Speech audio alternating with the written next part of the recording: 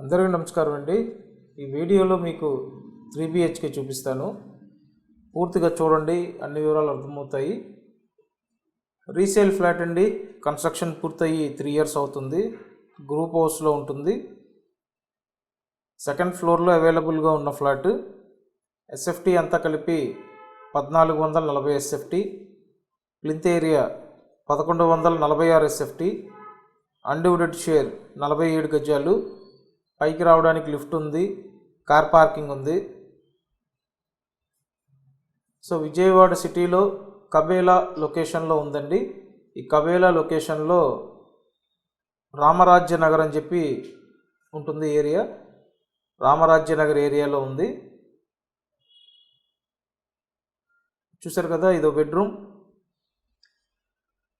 So చాలామంది ఈ ఏరియాలో 3 BHK కోసం చూస్తున్నారండి.